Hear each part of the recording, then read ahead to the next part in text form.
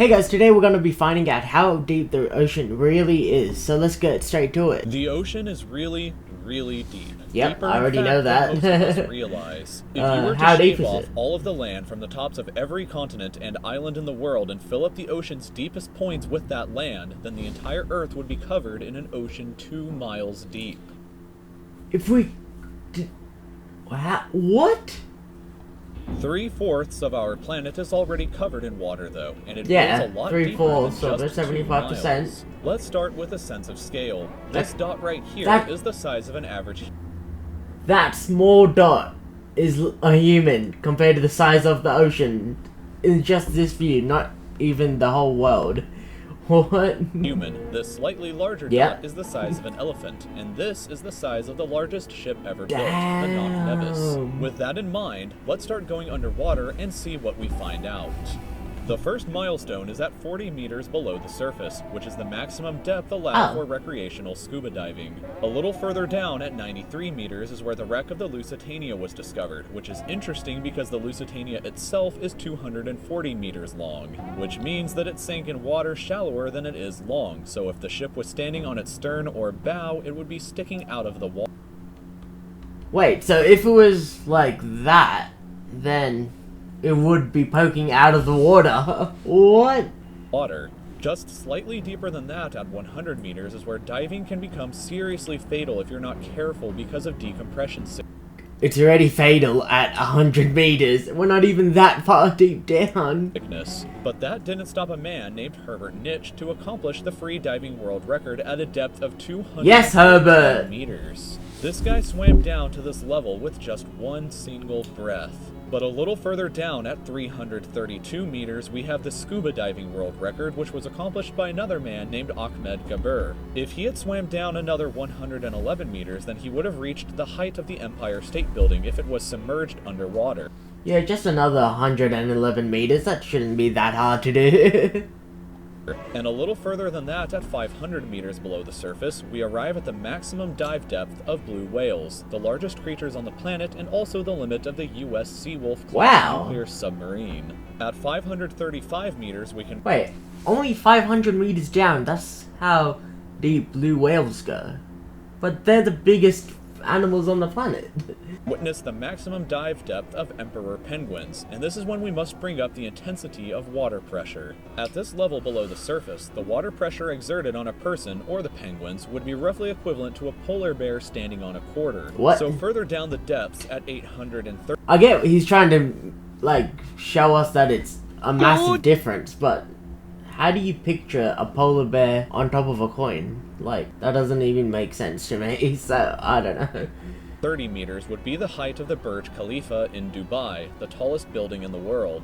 Once we hit 1,000 meters below the surface, we begin to enter the scary zone. Light from the surface can no longer reach beyond this point, so the rest of the ocean below is shrouded in permanent darkness. On top of that, the water pressure you would experience at this point would be about the same as if you were standing on the surface of the planet Venus, meaning that you would die very quickly. You would also meet the giant squid at this sea level if the water pressure didn't already kill you.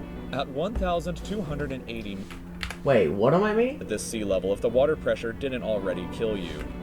You would also meet the giant squid at this sea level if the water pressure didn't already kill you.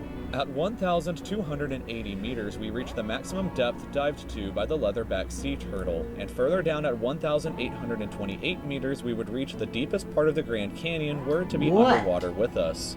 Down at 2,000 meters, we start to encounter some of the more terrifying sea creatures, like the ominously named black dragonfish, a carnivorous beast with a stomach that doesn't allow light to be emitted through it.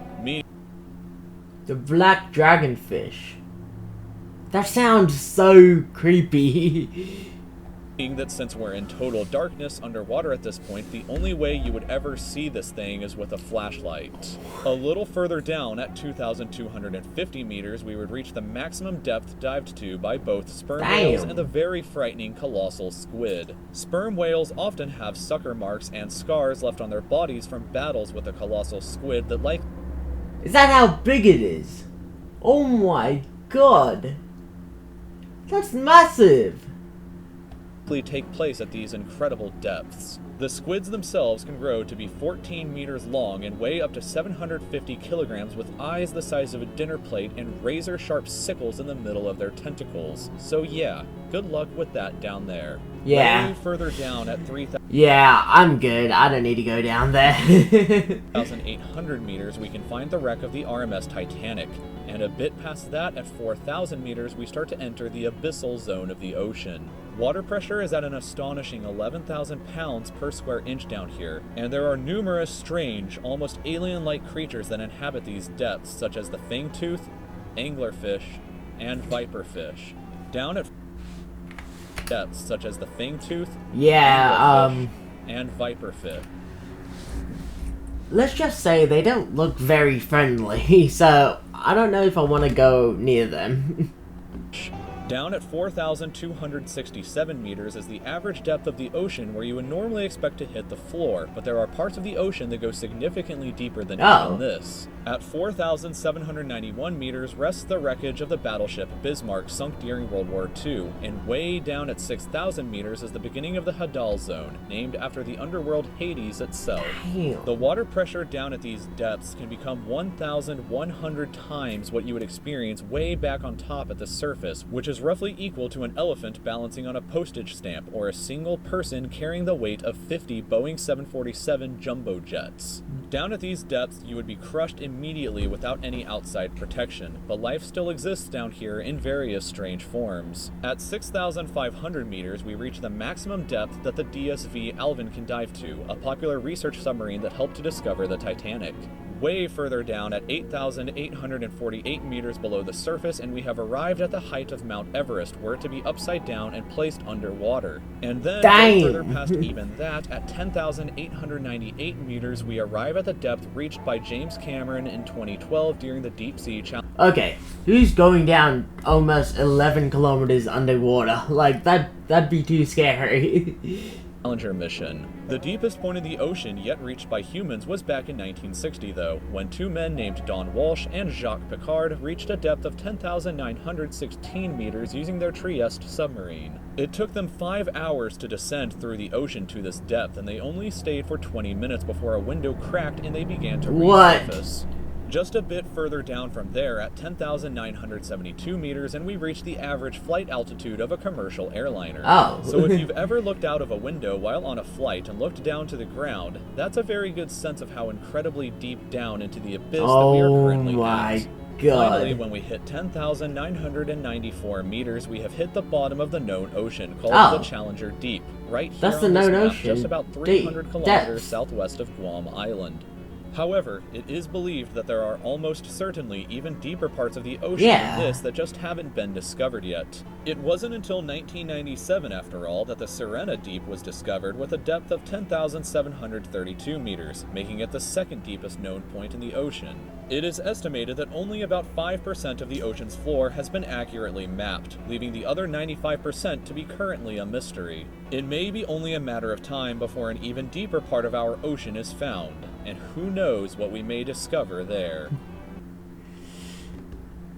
Well, like the video said, we've only discovered 5% of the whole ocean floor. Thank God we're on ground, because I do not want to be down there.